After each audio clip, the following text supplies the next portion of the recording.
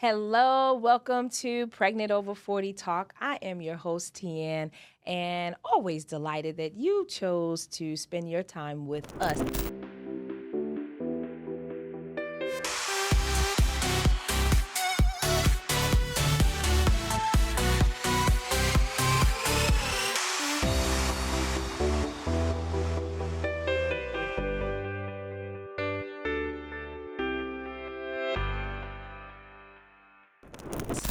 We are a community of women who are either pregnant over 40, looking to get pregnant, or mommying some babies and toddlers and all of the things. So thank you for joining us. Please subscribe, share this with someone, and I hope you enjoyed today's show. For our Did You Know segment, anybody heard of something called baby brain or momnesia? I have never heard of that actually, but it's a thing. You are forgetting stuff that you know. Your keys are in your hand and you're saying, where are my keys? Here's a problem. I think I was doing that before I was pregnant. So that's a whole other discussion. But there is something that is real to the essence of baby brain and momnesia. Your body is changing and preparing for this child. And so scientifically, actually what's happening is that the gray matter within your brain that, helps you process certain things, that actually decreases, where on the other hand, there is white matter that is actually increasing. But it's more so in preparation so that your focus and your attention is towards this new baby that you are caring for. So if you are having baby brain or momnesia moments, don't beat yourself up. I tried to deny it at first, I'm not going to blame my forgetfulness on that, but it actually is a thing. So take it easy, take it day by day, moment by moment, give yourself grace. It's only in preparation for the time, the love, and attention that you are preparing to give your new bundle of joy. Self-care. It is important as a mom, whether the baby's in your belly or out of your belly. We want to make sure that you are taking care of yourself. Now, I had an experience. My husband was so gracious, and he took us to a massage place. We got our little couples massage. And being pregnant, that was an interesting experience because obviously I have this big belly that I wasn't able to lay on my stomach. And so, they had to make alterations by sitting me on one side, sitting me on the other side. But I still got that massage in. And I want to encourage you, right, to take time, get a massage, or do something that you think, oh, I'm pregnant, so I can't. Don't limit yourself. Let the organization or whatever facility tell you that you can't do something, but you want to take care of yourself. Have those moments where you can relax and let somebody squeeze that stress out of you. It may look a little different where you have to adjust, but at the end of the day, it is a way to take time for yourself.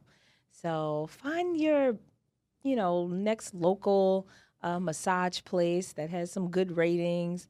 Don't limit yourself. Take some time out for yourself, especially if you're preparing to have a child. Because, that journey it's a real one.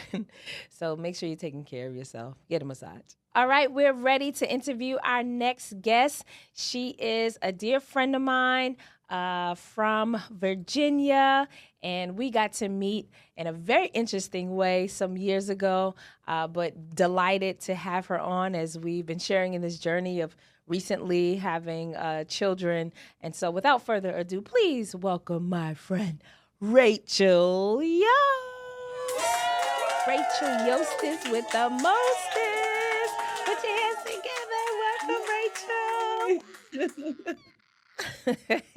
My husband says, why do you do this? This is the crowd. It's the crowd, man. It's the stadium. Welcome. Thank you for being with us today. Yeah, I'm so excited to be here. Thank you. No, thank you. Thank you. So, POF crew, what you don't know is Rachel and I got acquainted through an organization under was it now I'm blanking out. I'm still pregnant, y'all. Still got 2 weeks to go. What is the name of the organization? I'm bugging out. Next move. Next move. I'm not. I'm seeing Y generation. I'm like, that's not the name of it. Okay. Rachel and I got acquainted through an organization called Next Move.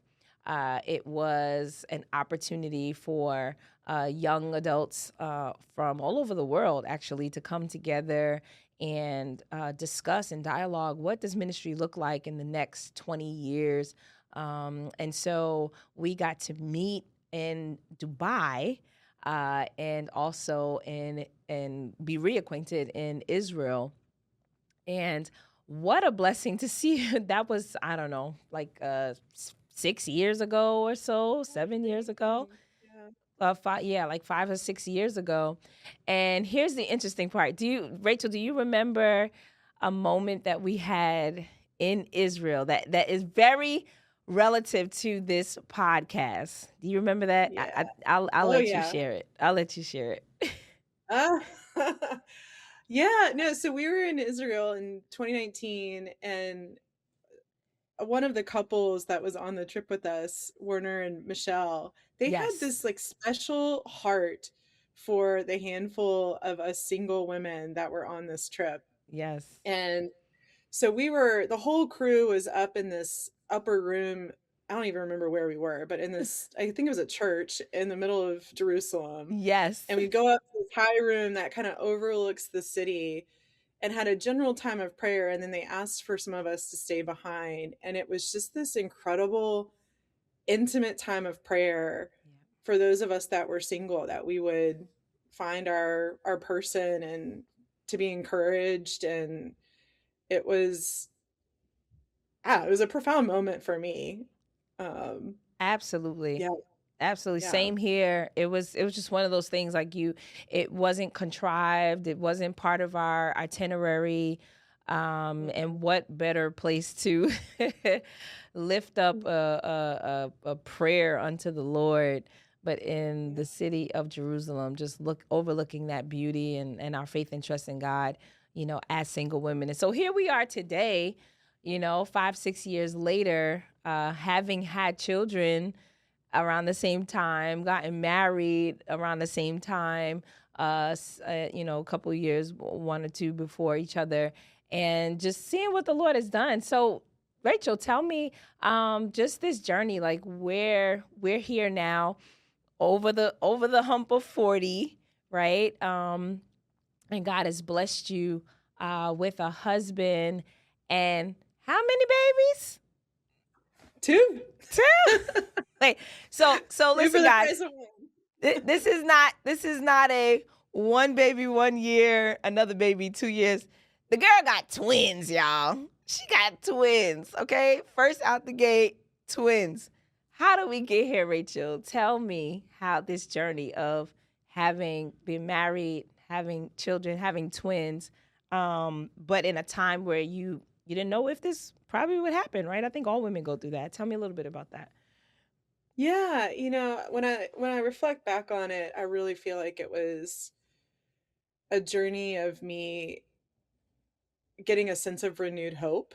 And um, when we met in Dubai, I was in a place of just my relationship with the Lord was strong, and I had immense eternal hope, but I didn't know how to have hope for the things in this world and the desires of our heart. I didn't know how to hold on to that or not, because it was like, I'm 37, 36 at the time. I forget how old I was, and just feeling like this is never going to happen for me. And I Mm, had lost my mom the year before, mm, and I just was in this, yeah, it was just a hard season. And I had been in and out of some relationships and knew what heartache was. And it was just feeling of, I don't know if this is going to be in my future, and didn't know how to hold hope. And that time in Dubai, the Lord really met me and gave me specific word, um, through a dear friend there, and it just restored, I still didn't have any sense of what it meant or what it would look like or when it would happen, Sure. but that I had a tangible word from God saying, "I see you, and I'm giving you this glimpse, and it's gonna happen." And so I walked away from that, and then that time in Israel was another kind of layer in that, I think, restoration of learning how to have hope, Mm. and then it's like holding it loosely because 'cause you're like, "I don't know." Yeah, you still don't And know, someone right? be And like, I'm gonna Are you that person?" Yes. 'Cause I know this is gonna happen now, so, Yeah. Yeah. yeah, and, it didn't happen for another, I guess, couple years, and that was a whole funny story too, because I was supposed to be moving to a different city, and then COVID hit, and, Mm. lockdown, and you're bored, and you get online and met somebody. So, Where yeah, were you planning on moving to? I was supposed to move to Charlotte. It was a work move. I also had family there, and, it was the week I was gonna put my house on the market is when everything went Wow. crazy, and, God was like, yeah, it ended up pause. Nope. yeah, everything paused, and ended up meeting my husband, and had a COVID relationship, and dated for a year, and got married, and, yes, we stayed in Richmond as a result, and, Now you he's know from Richmond, or you met him yeah, another. he's originally from West Virginia and Okay. other parts of Virginia, and, but was living in Richmond. He's Okay. a military chaplain, Yep. So wait, how'd and you meet? thankfully we met online. Online. Okay. Love it. Yeah. Yeah, yeah. But it works. I love that it worked. That's a I love that it worked out. Miserable process, but it worked. Um, yeah, and, yeah, so he's in Richmond and thankfully doesn't have a his military situation, we don't have to move, which is great because we love Richmond, and, um, yeah, so we got married in 2021, so we're coming up on 5 years, and yeah, Congrats. Hold on, it's just take a crazy. pause. Yeah. Congrats. Congrats. Yeah, it's amazing, it's flown by, Yes. and I had always been one of those people that wanted to be married for a while before having kids, Mhm. you know, Mhm. and I was like, I don't we're not gonna get that, it's like, I don't believe in Mm. the ticking clock, but also, like, I can't be foolish either, and so Yeah. Yeah. I was really struggling with that, and I had remembered something that my mom had shared with me. I remember, I don't know, I was probably in my 30s and freaking out about getting older and not being married, and Yeah. my mom was like, like, if it's what God wants, he'll make it happen, and she was like, I know somebody who was a missionary, and she got married in her late 30s and had 5 kids, and so I was like, "Okay, like, I don't want 5 kids, but" like, Right. the crux of that was so true, right? It's, Yeah. Yeah. if this is what God wants, he will make it happen, and, Yeah, no, that's so good. So how do you, cuz I feel like I dealt with that too, right? This is pregnant over 40 crew. You have an ideal to get married at a certain time, and you want to have the freedom of being able to getting to know your spouse, right? And really getting to, because as we know, marriage is a big thing. Two lives coming together, you getting to know them, want to enjoy them before you are adding on, legacy. And I felt the same way. Like, we don't really have time to say, all right, let's wait a year. Because, first of all, we're later in our years. We don't even know if this is going to happen. We believe it will, but we don't know. And so then we didn't want to add boundaries on it. So, how did you, knowing that it was difficult, but how did you kind of just come to reconcile that, we just have to trust if we get pregnant right away or sooner than later, God's gonna, how did you reconcile with that? yeah, I don't know that we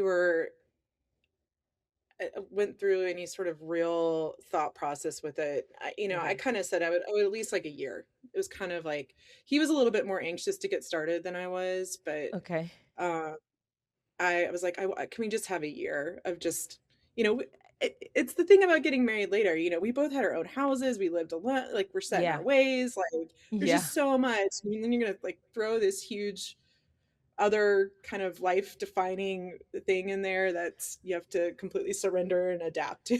Yes. I Yes. was like, let's get a strong foundation. And Sure. so we decided to wait a year. And also, like, and I don't know if you felt this at all. Like, because I didn't know for a long time if I'd get married, I like Mhm. was holding on to that loosely and working through that I didn't even like really think about kids because it was like, well, I don't, if I'm not going to get married or if that's not in my, what God has for me, which I Mhm. think it is, but like, I'm not going to sit and dream and pine over Sure. kids. And so then once we got married, starting to open up that kind of well of hope was an interesting thing because then Mhm. when we started to hit challenges in our fertility journey, it was like, oh gosh, this is like I'm having to wrestle through this and what do I really want and what has been my dream Mm. um and so that was, it was just interesting. And I think, obviously God again met us in that and continued to give us hope. Yeah. And Yeah. realizing how much I really did want kids was an interesting kind of process to go through in the middle of this period. Yeah. It felt like truncated because I hadn't allowed myself Yeah. imagination in a lot of ways. And so then when you start to open it, you're like, oh wow. And you hit certain moments where you get hard news or whatever, and you're like, oh gosh, Mhm. I really want this. Yeah. And Yeah. Yeah. um, It's like yeah, so it's like when you this is a terrible analogy. It's like when you have to go to the bathroom and you get closer to the toilet. It's like I gotta go. It comes even more. You're like, wait. It's a terrible analogy, oh, great. but the door of possibility is open, and so Yeah, where before it was just kind of imagination, you weren't married yet, but now that you're married, it's like, no, this is actually, I'm closer to actually being able to attain this, but I don't have yeah, control over it. yeah. And in this process, I'm also faced with, certain challenges. So before the twins even get here, what are you and your husband dealing with, and how did that like affect the marriage or affect even your hope in having children? Yeah, um, I think it was one of those things that it strengthened our marriage in a lot of ways Mhm. because no one else is, I mean, there's people walking alongside you, but it's such a thing between the two of you that Sure. it, it connects you in a deep way. Um and some of those raw emotions. And so I think in that sense it was a strengthening process. Sure. After we waited kind of a year, maybe not quite a year, and then started trying, and my doctor had said, like, if you're not pregnant by the end of the year, I think you should go see the fertility specialists. Mm. So we did that and had our, intake, and then they do all of these tests on both of you, and and then it's like, okay, they uncover certain things, and then you've got to go through a whole nother process to kind of correct those things. And it's such this, I mean, the one thing, I mean, long story short, so we had IVF, we went through IVF, and it's just a it's like there's that book, I actually don't love it, but it's Long Obedience in the Same Direction. I mean, it's this Oh, I never heard of toil it. of patience. Yeah, it's Yeah. just about this like road of just patience because it takes Mm. everything takes so long. Mhm. And you're waiting and you're waiting and you're waiting. Um, and it can be so stressful. And I think that probably the hardest part of that time of when we decided to really earnestly try and to when we got pregnant, especially for me, is like just the emotional roller coaster. Yeah. And I think it was true for John as well. Like Mm. you get snippets of news that's encouraging, and then you get bad news, and then it's just this back and forth, and constantly trying to root back to, okay, we trust you, Lord. We think this is in your plan Mhm. for us. We're just going to try to, again, continue to hope, Yeah. um in this amazing gift that, we hope that we get to have. Yeah. Yeah. No, it's a an amazing journey to have to this kind of pull and push, in your relationship with God and then your husband and then with yourself, right? All these dynamics that are occurring. So bring us to the place where um, it actually works. Like we've had a previous um, guest who, it took multiple times and then dealing with those emotions. Yeah. Yeah. Did it take multiple times for you guys? Or was it kind of like one and done? And how did you guys deal with that? Yeah, yeah. So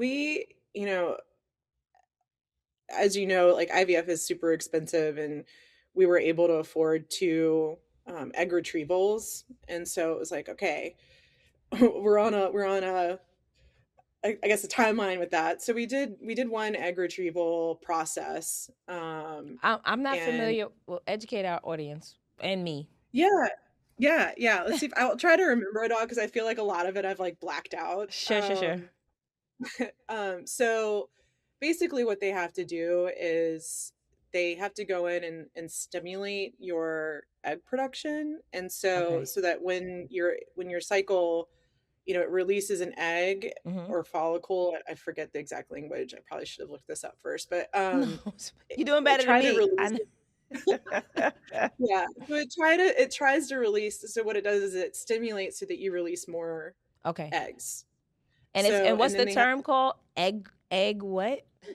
retrieval, Say it again. egg retrieval. Like they're gonna Egg go in and get the egg. retrieval. That's I Yeah. thought you said some other term. I was like, I've never heard of that word. Okay, but this is still good. Good information. Okay. Egg Okay. retrieval. Yeah. Yes. Yeah. If y'all know it already, but so anyway, yeah, it's a invasive thing. You have to go under and Sure. all that stuff. Yeah, So yeah, yeah, yeah. yeah, yeah. Mhm. So we went through that, and after the first round, um, they do all of the combining of the parts, and the first round didn't work. So I didn't have to go all the way through to um, where they implant the egg or the Mhm. embryo. We just didn't have anything viable. So, you go through all of this, and it's like so many shots, and it's Yeah. awful. And like your whole body just ugh, feels gross, and the hormones and everything. And then that didn't work. So that was so heartbreaking to know that it's like we don't even have a shot. Like Mhm. there's nothing viable to even try. So, thankfully we had another round that we could do. So we did a second egg retrieval, and it came back that we had a viable embryo. So we transferred the embryo, and it was one embryo that we transferred. Oh. And it takes, again, a number of weeks to find out if it worked. And then and then you start, and you're still doing shots throughout all of this. It's horrible. But then you're so excited because you're like, okay, you Yeah. find out it works. Yeah. Yeah. And and then I had, not to be like TMI, I had like severe bleeding and clotting, and Mm. like to the point like where we thought it was a miscarriage. And they brought me in for an appointment. I think this was at like 7 weeks. Mhm. And in the appointment, there was the ultrasound tech and the doctor, and they couldn't find a heartbeat. Mm. And so, or anything. And so the doctor said like that we had miscarried, and my husband and I are like crying and all this stuff. And the tech, she is my hero. Her name is also Rachel. She was Nice. like, no, and she was like 38 weeks pregnant. She was awesome. And so she's like, no, no, no, let's try another way. So she gets a different like wand, and she just starts like pushing all over my tummy and like all this stuff, and she ends up finding a heartbeat. And so it was like just this amazing roller coaster. So we're feeling encouraged. Then we go back the next week for our Hold, like hold, hold, last. hold on. Before Yeah. before we go into next week, how do we handle this incompetent Oh my gosh. technician I know. who says like there's no heart? Like what? That is emotional Yeah, trauma. I was like, I think I was like, I hope this doctor has learned her lesson, like not to say that until you've tried absolutely everything. That's ridiculous. Yeah, But thank God yeah, that wasn't the right uh yeah, result. So, yeah. okay. Next Trying week, to sorry. extend her grace. Yeah. Yeah, so we go back the next week for our kind of our last appointment at the fertility clinic before we would transfer to the OB. And they're doing all the tests again, and my husband's watching the screen and I'm watching the screen over here, and she changes a drop down from 1 to 2, and I'm thinking, well, that's some code for something. And then it slowly comes out that they're like, you got twins. And I was like, wait, what? And my husband thought he had seen 3, so he was like relieved. And I'm just in shock because I'm like, but we only transferred one in embryo. You know, It's like that bad IVF boy is often like, split. oh, you get multiples with that with IVF. No, we transferred one. That bad boy Like, split. it split. As my husband says, someone was praying for a double portion. You see that? You see? God answers. So Yeah, what like I know you're shocked in this moment, but like what is going through your mind on your first, you know, time of being pregnant, twins? Like what is going through your mind at this point? yeah. I mean, it really was just I mean, it was shock was Of like course. a big thing. And of course, just the roller coaster of like the week prior, and Yeah. just the whole journey itself. And they said that it's a less than 1% chance of the embryo splitting. Um, and so, with that, it's just like, okay, God, like, It's amazing. wow, like it just is like an overwhelming Yeah. outpouring of blessing, Yeah. and Yeah. just it's just incredible. And yeah, it was. I think it was just one of those like humbling. Like I don't feel. I mean, of course, I don't think we like deserve, you know, anything outside of God's grace, but it was just Sure. definitely one of those moments of like, Yeah. this is just such an overwhelming blessing, and Yeah.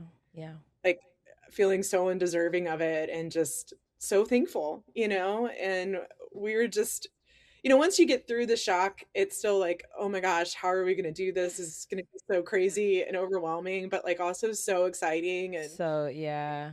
and this type of twin, it means that they're going to be identical. I'm like, that's going to be so fun. That is so tell us the names of the boys. How old are they? And tell us about just mommyhood over two boys, two twins. They're adorable, by the way. We got to get a picture or something to post up here. Tell us, yeah, about this. They're Yeah. in your possession now. Yeah. Yeah. So they'll be 15 months on February 8th, and their names are James and Jack. But Jack is short for John, so they're Yep. James and John. And we did that because in the New Testament, in the book of Mark, Yes. James and John, the James and disciples, John. are brothers, Yep. and Jesus calls them Yeah. the sons of thunder. Yes. And I it's love like it. one of his few like jokes, like showing Jesus's humor. So we were like, okay, we're gonna have the sons of thunder.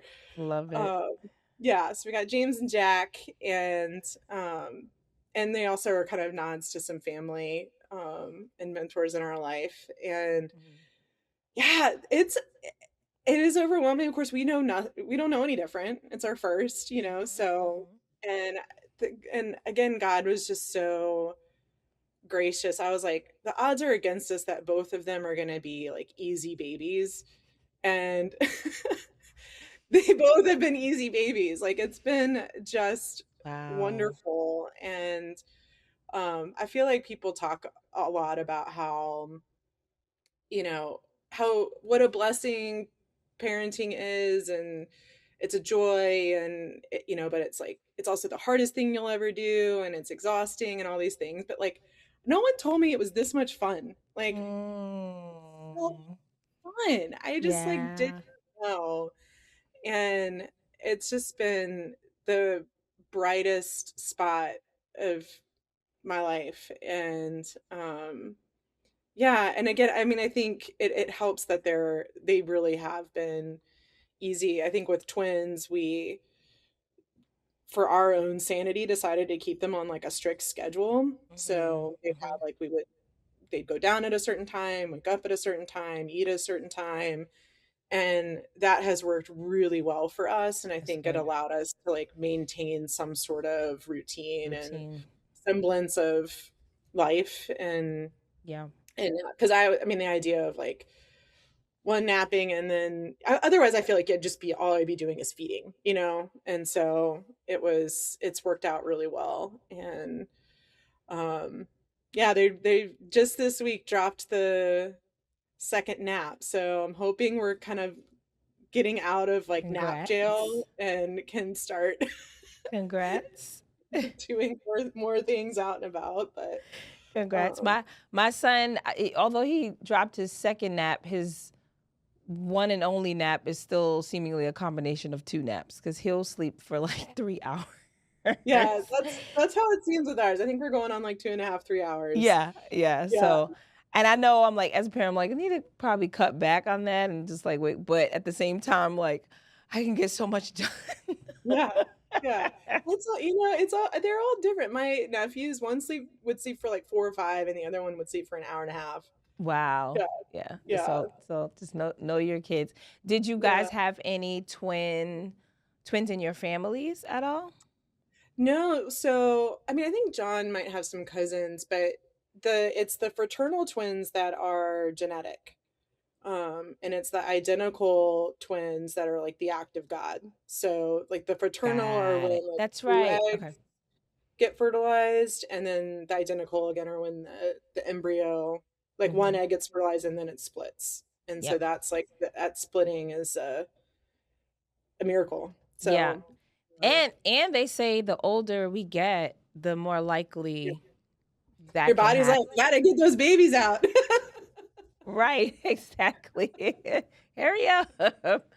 Oh, this is amazing. So what are some things as being a mom over twins that maybe you had an idea that it would be like and it's totally changed your or just motherhood period, whether you had twins or not, just finally now getting on this other side of things.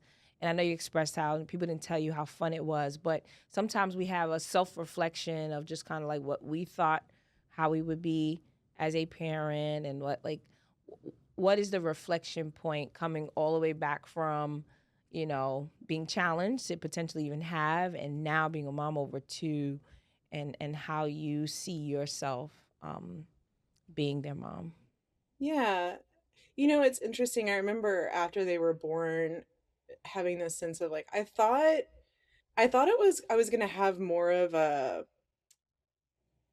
feeling of a major identity shift, Hmm. and it that didn't happen for me. It was like yes, like my world changed, and Hmm. I am so in love with these two little humans, but it wasn't like I thought this like mom identity would be like, ah, it would just like be birthed with them. And I didn't have that. And someone told me, they're like, Rachel, it's actually probably like pretty healthy. Like, you're not now like transferring your identity into Sure. motherhood. And so I've tried to like hold that as like, okay, that's probably there's probably some truth in that of, staying rooted Hmm. in my true identity, as a daughter of the Lord. And I think, but I've also like experienced just the I'm still working full time. I have a great job. It's a demanding job. And with my husband, he has to travel some for his work, and it's, figuring out how to navigate all of that. And it's been amazing of just like how the capacity expands. And just, you know, I don't know, it just comes, and in some ways it feels so natural and easy. But then also there's times where it's like the anxiety just like comes in of just Yeah. like, oh, Yeah. Yeah. I hope I'm doing this right. But then I think one of the blessings of getting married later, having babies later, there's that part of me that's like, there's a reason that people have babies when they're in their 20s. Like, this is exhausting. But um Very exhausting. but I also think like we've have experienced so much more life and know ourselves so much better that I think a lot of the outside noise and potential like comparisons that we might have Mm. drawn when we were younger of feeling like, am I doing that? I don't, like, oh, they're doing that, or they're hitting that milestone, or Yeah. Yeah. and we're Yeah. not, or we Yeah. are, or I don't. I feel like a lot of those comparisons, like we've already worked through Good. in our like other life, if especially, I mean, getting married later, you've already had to like watch all your other friends get married, all Yes. your other Yes. friends have babies. And so I think in a lot of ways that there's it just, I don't know, it makes it a little bit easier because you don't have that stress of Mhm. um comparison. So, Comparison. I think it's, yeah, I mean, I guess the biggest thing I think I come back to sometimes is just the amazing capacity that just expands. And I still have to remind myself I can't do it all. And, John and I are working on, and, how do we really be great partners, and how do we share the Mhm. responsibilities. And I think having twins put a lot more on him Mhm. than most dads, or at least first time dads. Um, and I think that was, hard for him. And that adjustment, I think he probably had a harder time adjusting Mhm. to the new way than I did, just because he was probably less prepared for what Sure. Sure. a lot of that took. So I don't know. I feel like I'm kind of No, rambling. no, this is so good and important in terms of just kind of like processing, right? We're gonna forever be processing Yeah. as we're parenting. Did you or do you see elements of your mom and how you're parenting your sons? Oh, it's a great question. I'd like to hope so. I mean, my mom and I are very different personalities. Mhm. Um, but she had a calming, nurturing presence, and so I think those are things that I hope that I'm bringing. And she was also subtly silly, and our boys are definitely silly. Mhm. That's so cute. And so, I think, yeah, I think in a lot of ways I'm chiller than I didn't know what I was going to be like as a Sure. mom, and I definitely am a lot chiller about things than I think I thought that I might be. And so I'm thankful for that. And I don't know how chill my mom was, but she definitely had a calming presence. Nature to her. Yeah. That's so good. Well, what would you give before we close? What would you give to encourage, our women out there? You got some who are pregnant right now. You have some who are desiring to be, some who are mommying at the stage of you that you are with either, one, two, or five kids. Anything that you want to share with the audience to encourage them? Yeah, I mean, I feel like I never would have written my story the way that it's Right. been written, but I also wouldn't change any of it for the That's world. good. And, there's been, whether it was my dating life or in marriage or in the process of becoming pregnant, there were really hard things. And I'm thankful for those because, they continually draw you closer to the Lord. And I feel like I know who God is and how God loves me and how steadfast he is Mm-hmm.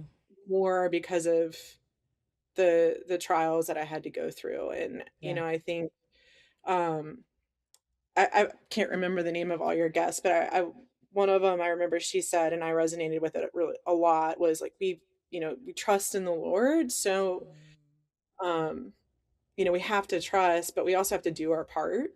Yeah. And I think that that's a really true thing too. So, I just encourage folks to do what we need to do, but then trust God in the process. Yeah. Um and yeah, and it might not be the story that you think, but it's going to be okay, and it's going to be great, and it's going to be beautiful. Even if it's longer or more fraught, or if Yeah. it's easy, like God is good in all of it. And So good. yeah. Yeah. God is good in all of it. Period. Yeah.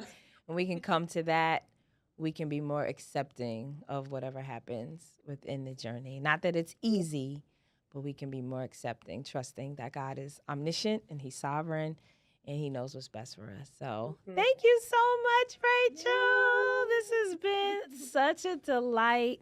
Thank you for sharing your journey, your stories with us, and just your continued process. Many blessings to you and your husband and the boys. And hopefully, we'll be able to reconnect sometime later and see how all the progress is going. But we really appreciate you and thank you for your time. Yeah, thank you so much. Love you and good luck. Love 2 you, weeks. Saint. Thank you. Thank you so much. Love you. All right, love you. All Bye. right. Bye.